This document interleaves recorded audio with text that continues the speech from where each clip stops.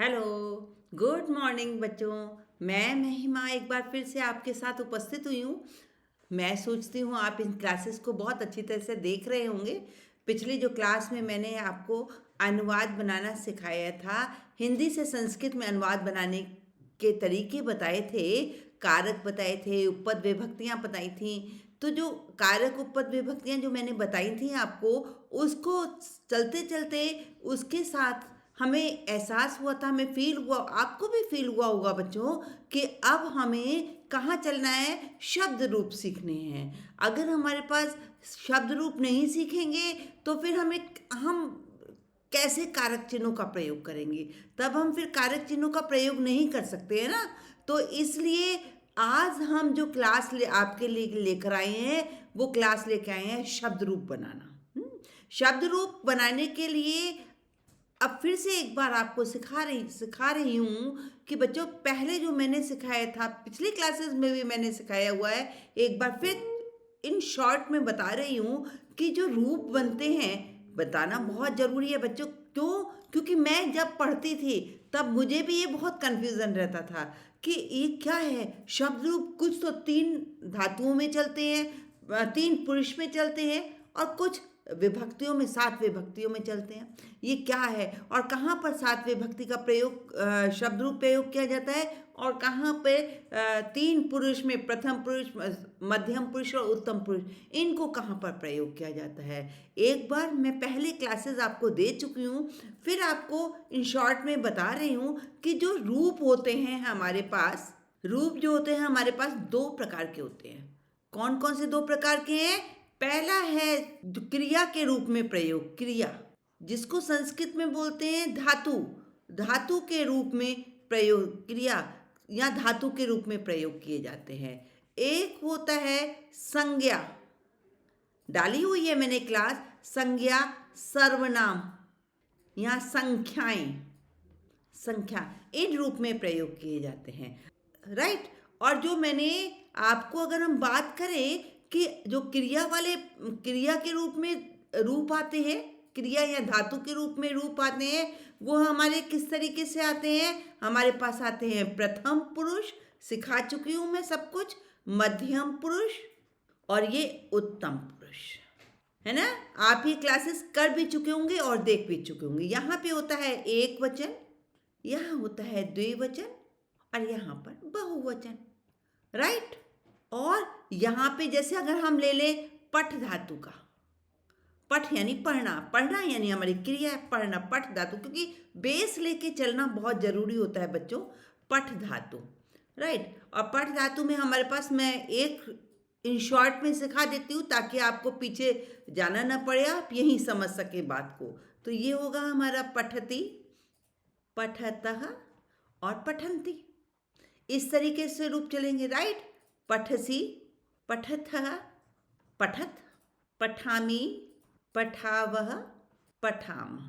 अब बच्चों, ये धातु रूप है और ये आपने सीखे हुए हैं, मैंने ये बहुत अच्छी तरह से आपको क्लास दी हुई है और डिटेल में क्लास समझाई हुई है। फिलहाल मैंने यहाँ पर आपको सिर्फ आपको याद कराने के लिए कि ये क्रिया के धातु रूप कैसे प्रयोग किए जाते हैं, राइट। अब हमारे पास, अगर हम करें बात संज्ञा की, तो ये हमारे प्रथम पुरुष, मध्यम पुरुष और उत्तम पुरुष में 3 प्रकार से, 3 तरीके से चलते हैं, एक वचन, द्विवचन, बहुवचन, राइट। और पूरा डिटेल में आपका वर्तमान, भविष्य, भूत, ये सब मैंने आपको डिटेल में क्लास दी हुई है, ओके। और अब नेक्स्ट जो है, ये हमारे पास जो आज हम करने जा रहे हैं, है ना, आज जो हम करने जा रहे हैं वो संज्ञा, ये वाला काम करने जा रहे हैं। संज्ञा, सर्वनाम और संख्या। आपको पता है संज्ञा, संज्ञा शब्द ये धातु रूप है, ये धातु है, और संज्ञा शब्द हमारे कौन से हो सकते हैं? राम, राम है ना, राधा है, राइट। और आप कहो फल है ना, बालक है, ये हमारे जो है संज्ञा शब्द है ना। ये सर्वनाम शब्द होते हैं। कौन से होते हैं सर्वनाम शब्द? सर्वनाम शब्द हमारे पास आते हैं वह, जिसको हम बोलते हैं संस्कृत में तत्, और मैं, जिसको बोलते हैं अस्मत्, राइट। और कोई भी ले लो, क्या, किम, ये हमारे संख्याएं क्या है, जैसे संख्या है 1, 2, 2, 3, 3, ये संख्याएं हैं। ये हमारे जो संख्याएं संज्ञा, सर्वनाम और संख्या शब्द होते हैं, ये हमारे कितने रूपों में चलते हैं? ये रूप में चलेंगे 7 विभक्तियों में। कौन कौन सी विभक्तियां होंगी? 7 विभक्तियां कौन कौन सी? प्रथमा विभक्ति, द्वितीया, द्वितीया विभक्ति और तृतीया विभक्ति, चतुर्थी, पंचमी, षष्ठी, सप्तमी। और इसके बाद एक हमारे पास आता है संबोधन। संबोधन, अब ये जो हमारे, ये कैसे चलेंगे? ये एक वचन, द्विवचन, बहुवचन में तो सभी चलते हैं। एक वचन, द्विवचन और बहुवचन। ठीक है, अब हम एक शब्द रूप आपको बता देते हैं। नेक्स्ट हम आपको बताएंगे कि तरीका किस तरीके से चलेंगे और कैसे चलेंगे और आपको याद करने का तरीका क्या है, राइट? तो हम बेस धातु एक ले लेते हैं, बालक। एक बच्चों बेस धातु जरूर याद करनी चाहिए, बालक, है ना। और बालक के हम याद करते हैं, प्रथमा विभक्ति क्या होगी? बालकः, बालकौ, बालकः। बालकम द्वितीय विभक्ति में मैं एज यूजुअल आपको बहुत बार बता चुकी हूँ, म लग जाता है। बालकम, बालकौ, बालकान। तृतीय विभक्ति में आएगा आपके पास बालकेन, बालकाभ्याम, बालकै, बालकाय, बालकाभ्याम, बालकेभ्यः, राइट। इसके बाद और आगे चलते हैं, पंचमी विभक्ति लिखते हैं बालकात, बालकाभ्याम, सब एक हैं ये पांचों। ये देखिए बालकेभ्यः, ये देखिए तीनों सेम, ये 2 सेम है, ये एक, इस तरह तृतीय बहुवचन अलग है, राइट। षष्ठी विभक्ति बालकस्य, बालकयो, बालकस्य, बालकयो, बालकानां, बालके, बालकयोः, बालकेषु। ओके, अब ये संबोधन है, हे बालकः, ये विभक्ति नहीं होती है। हे बालकः, हे बालकौ, प्रथमा विभक्ति वाला चलता है। हे आगे लगा देते हैं, हे बालकौ, हे बालकः, राइट। ये आपको मैंने जो हमारे ये सर्वनाम होता है, संज्ञा, सर्वनाम या संख्या, वो यही पैटर्न से चलते हैं विभक्तियों में, जिसकी 7 विभक्तियां होती हैं और एक संबोधन होता है। सर्वनाम में संबोधन नहीं होता है। सर्वनाम कौन से होते हैं? सर्वनाम वो होते हैं जो हमारे सामने हैं या थर्ड पार्टी हैं, तो वो जो थर्ड पार्टी होती है उसमें संबोधन से नहीं पुकारा जाता है, राइट। और ये हमारे प्रयोग करने के तरीके होते हैं, जिसका एक ही पैटर्न होता है, 7 विभक्तियां और 3 वचन, राइट। अब देखो, हमने सीख लिया। अब आप ये कहोगे मुझे, बच्चों, छोटे छोटे बच्चे हैं, आप कहोगे मैम इतना सारा हम कैसे याद करेंगे और क्या तरीका है याद करने का? तो अब ये सीखो कि हमें याद करना कैसे है। देखो, कोई भी चीज़ होती है ना, कितने सारे, अब ये एक मैंने बालक कराया, राम है, देव है, लड़कियां हैं, बच्चियां हैं, और वृक्ष है, शाखा है, बहुत तरीके के शब्द होते हैं। अब सारे शब्दों को थोड़े याद किया जाता है बच्चों, तो उसको याद करने का तरीका क्या होता है? इसको हम पैटर्न में बांध लेते हैं। जैसे आप जो भी गेम खेलते हो तो आप उसको डिवाइड करते हो, उसको पैटर्न में बांध लेते हो, एक ग्रुप बना लेते हो। वैसे ही हम ये ग्रुप बना रहे हैं। अब आ जाएगा ग्रुप, एक अकारांत, अकारांत, दूसरा ग्रुप है आकारांत, और तीसरा ग्रुप है हमारे पास इकारांत। फोर्थ हमारे पास ये ग्रुप्स हैं, है ना। ये हमें ग्रुप बना लेंगे तो हमें याद करना बहुत आसान हो जाएगा। इकारांत, और एक होता है ईकारांत। ओके, एक हमारे पास, आप छोटे छोटे क्लास के बच्चे और जो ये कॉम्पिटिटिव एग्जाम्स देते हैं उनके लिए भी ये बहुत ज़रूरी होता है, इकारांत, ईकारांत। अब एक है उकारांत और फिर उकारांत। हमारे पास एक आता है ऋकारांत, है ना, और एक हमारे पास आते हैं हलंत वाले शब्द, हलंत। अब ये देखिए, जो ग्रुप्स हैं, हमने ये ग्रुप बनाए। अब ये ये ग्रुप का मतलब क्या है? ये ग्रुप का मतलब है कि आपको शब्द बताऊंगी तभी पता चलेगा। फिलहाल पहले हम ये सब कर लेते हैं और हम यहाँ पर जो ये अकारांत जो होगा हमारे पास, ये पुल्लिंग में होगा और स्त्रीलिंग में। पुल्लिंग और नपुंसकलिंग में दो तरीके से अकारांत आ सकता है। नपुंसकलिंग, राइट। आकारांत जो है वो हमारा सिर्फ स्त्रीलिंग में आएगा, ओके। और इकारांत जो है पुल्लिंग स्त्रीलिंग। आप इतना चलिए, बहुत तरीके के होते हैं, लेकिन जो आपके लेवल के हैं, बच्चों के लेवल के हैं, ये जो ज़्यादातर आते हैं एग्जाम में, उन्हीं शब्दों का डिस्कस कर रही हूँ। और इकारांत भी हमारे पास जो होता है पुल्लिंग भी होता है, स्त्रीलिंग भी होता है। उकारांत पुल्लिंग में है ना, और ऊकारांत स्त्रीलिंग में। ऋकारांत पुल्लिंग, स्त्रीलिंग, नपुंसकलिंग। इसके बाद हमारे पास जो आते हैं वो हलंत शब्द आते हैं। हलंत शब्द पुल्लिंग भी होते हैं, स्त्रीलिंग भी, नपुंसकलिंग भी। ये हमारा पैटर्न है ना। अब ये ग्रुप बना रहे हैं हम कि हमें याद करने के रूप कैसे पता चलेगा। अब सबसे पहले हम जो ले रहे हैं अकारांत। देखिए, अब आपको मैं ले रही हूँ अकारांत। ये देखिए, अकारांत आप कैसे पहचानेंगे कि ये शब्द अकारांत है?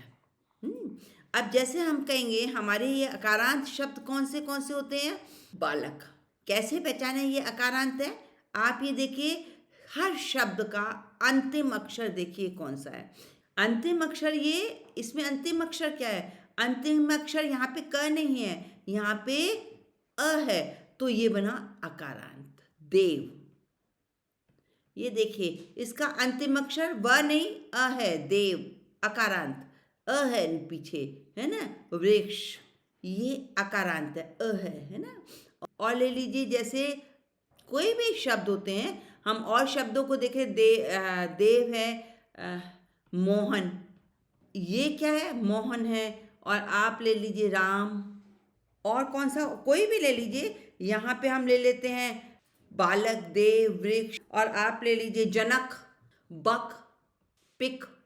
ये क्या है? हमारे सारे शब्द जो है अकारांत है। देखिए, सबके पीछे अ है, यानी ये शब्द रूप कैसे चलेंगे आपके?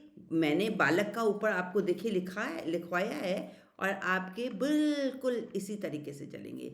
बालका बालकौ बालकः, वृक्ष वृक्षौ वृक्षः, वृक्षं वृक्षौ वृक्षान्, वृक्षेण वृक्षाभ्यां वृक्षैः, वृक्षाय वृक्षाभ्यां वृक्षेभ्यः, वृक्षात् वृक्षाभ्यां वृक्षेभ्यः, वृक्षस्य वृक्षयो वृक्षाणां, वृक्षे वृक्षयो वृक्षेषु, है ना। ये बिल्कुल सेम चलेंगे। तो आपको एक रूप याद करेंगे तो आपके अकारांत के जितने भी ग्रुप्स होंगे वो आपको सबको याद हो जाएंगे, राइट।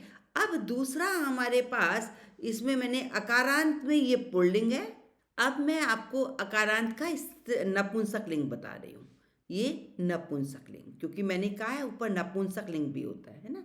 अब नपुंसकलिंग, अब जैसे हम बोले फल, नपुंसकलिंग है ना। जब मैंने लिंग की क्लास सिखाई थी तब आपको बताया था कि हम लिंग कैसे पहचानते हैं और कैसे काम करते हैं, राइट। और आप अगर नपुंसक की लिंग की जो क्लास देखना चाहते हैं तो आई बटन क्लिक करके आप वहाँ तक पहुँच सकते हैं। तो फल है, वायुयान है ना, कंदुकम है, उपवनम है। ये क्या है? ये सारे नपुंसकलिंग है। और मित्र है, मित्रम है, ये सारे नपुंसकलिंग है। बहुत सारे नपुंसकलिंग शब्द होते हैं, पर इनके तरीके क्या होते हैं? इनके तरीके आपको बहुत सिंपल बात है, बिल्कुल बालक की तरह से होते हैं, अकारांत पुल्लिंग की तरह से होते हैं। बस इसका प्रथमा और द्वितीय फर्क होता है, और प्रथमा और द्वितीय फर्क को मैंने आपको बहुत बार बताया है, और यहाँ पर लिखवा दे रही हूँ। फल का आपको करके बता दे रही हूँ। फल, तो इसका हो जाएगा प्रथमा विभक्ति और द्वितीय विभक्ति। उसका एक वचन होगा फलम, फले, फलानी। द्वितीय विभक्ति भी फलम, फले, फलानी, राइट। और बाकी सारी विभक्तियां बालक की तरह से होंगी, जैसे मैंने ये बालक के रूप सिखाए हैं। ये तृतीया से लेकर षष्ठी, सप्तमी, संबोधन सब बालक की तरह से होंगे, ओके। तो ये आपको अकारांत का ग्रुप सीख लिया आपने, है ना? इसी तरीके से आपको आपके पास जो भी ग्रामर बुक है, हर ग्रामर बुक में ये रूप मिलते हैं और आपको करना आसान हो जाएंगे। वहाँ से उठाएंगे, आप देखेंगे, बस आप ये देखिए कि ये अकारांत है, आकारांत है, इकारांत है, इकारांत है। अब जैसे आकारांत है ना? आकारांत में हम बात करते हैं स्त्रीलिंग, है ना? और स्त्रीलिंग में क्या है? स्त्रीलिंग में जैसे आप बालिका, एक रूप याद कीजिए, बालिका के रूप याद कीजिए और इसके बाद आपको कोई भी आ जाए, जैसे शाखा। अब ये बालिका के रूप आपको हर जगह मिलेंगे, उसे मैं लिख नहीं रही हूँ, उनके रूप आपको मैंने तरीके बता दिए किस तरीके से चलेगा और हम उसे पकड़ेंगे कैसे, कैच कैसे करेंगे कि बालिका की तरह से रूप कौन से चलेंगे, शाखा, है ना? और राधा, वाटिका, है ना? और गोपिका, जो भी स्त्रीलिंग होगा वो देखिए, इसमें आ यानी पीछे हमारे पास सब पे आ आया है, तो ये बालिका की तरह से रूप चलेंगे। इसी इसी तरह से आपका बाकी का भी पैटर्न होता है। और जैसे आपका ये बोल दूं इकारांत, अब इकारांत हमारे पास पुल्लिंग अलग होगा, स्त्रीलिंग अलग होगा, हमने जैसे हमारे ये है इकारांत। इकारांत के आप मुनि के रूप याद कर लीजिए, है ना? पुल्लिंग में, पुल्लिंग में अगर आपने मुनि के रूप याद कर लिए तो बाकी इकारांत के जितने होंगे वो आपको वो आपको अच्छी तरह से समझ आ जाएंगे। जैसे मति, अगर आपने मति के याद कर लिए, ये स्त्रीलिंग है मति, ये जैसे मति है ना? ये आपका ये पुल्लिंग है, ये पुल्लिंग, इकारांत में पुल्लिंग भी होते हैं और स्त्रीलिंग भी होते हैं। ओके, अब स्त्रीलिंग में आपको कौन से रूप याद करने हैं? इसके मुनि के लिए पुल्लिंग हो गया, है ना? और मति स्त्रीलिंग हो गया। आप ये याद कर लीजिए, बाकी जितने लिंग जो आते जाए पैटर्न के हिसाब से, जैसे मैंने आपको सिखाया है वैसे, जैसे आप इसमें मुनि में हम करेंगे तो यहाँ पर जो होगा हमारा, और कर लीजिए हरि, है ना?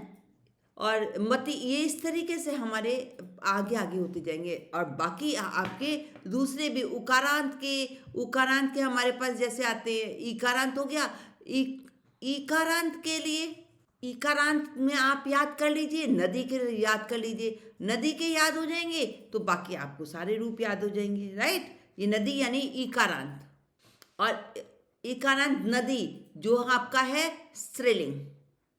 ओके, और हम करें सुधी, और सुधी जो हमारा है बुद्धिमान कहलाता है, बुद्धिमान, और ये हमारा होता है पुल्लिंग। इस तरह से हमें इकारांत के हो जाए, ऐसे ही हम उकारांत के कर सकते हैं, उकारांत। उकारांत में हमारे पास क्या आता है? साधु, साधु, और वायु, भानु, ये रूप इस तरीके से याद करने हैं आपको, क्या? और अब आपको जो जो थोड़े से हमको दिक्कत करते हैं वो कौन से करते हैं? हमें रिकारांत, रिकारांत में जो होते हैं, अब नेक्स्ट करते हैं हम रिकारांत जो होते हैं पित्रे, पित्रे यानी पिता, पुल्लिंग। ये थोड़े थोड़े से चेंज होते हैं, बाकी एक रूप याद करोगे आपको याद करने के तरीके आ जाएंगे। मात्रे, मात्रे के स्त्रीलिंग, कर्त्रे नपुंसकलिंग। बच्चे ये आपके वैसे कोर्स में नहीं होते हैं, लेकिन मैंने आपको कोर्स के अतिरिक्त भी सिखा दिया है कि हम किस तरीके से अपने उठाएंगे। जैसे उकारांत में मैंने आपको उकारांत में साधु के रूप बताए हैं, साधु हुआ, वायु हुआ, काफ़ी और भी रूप होते हैं। अब मैंने इसका नपुंसकलिंग नहीं बताया, क्यों नहीं बताया है बच्चों?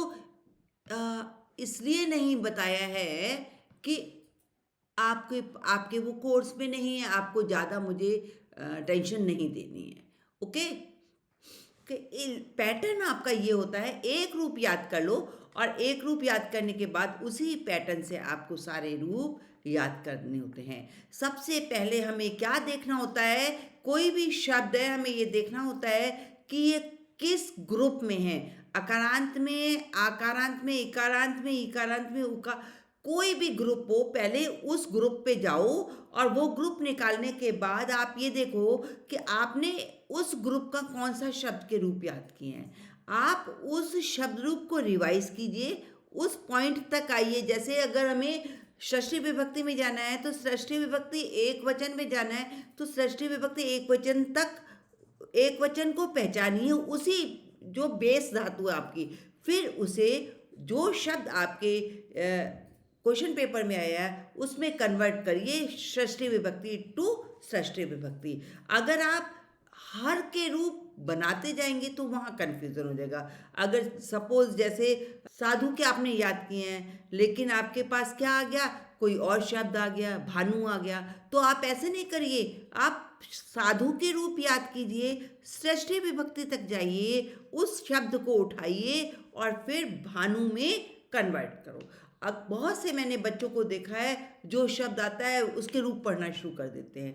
ये बच्चे आपको बहुत ज़्यादा तंग करेंगे, तभी आप लोग कहते हैं हम रूपों से बहुत परेशान हो जा रहे हैं, हम कितने रूप याद करें। आपको रूप याद करने हैं, याद नहीं करने हैं, सिर्फ वो 6 या 7 ग्रुप में याद करने होंगे।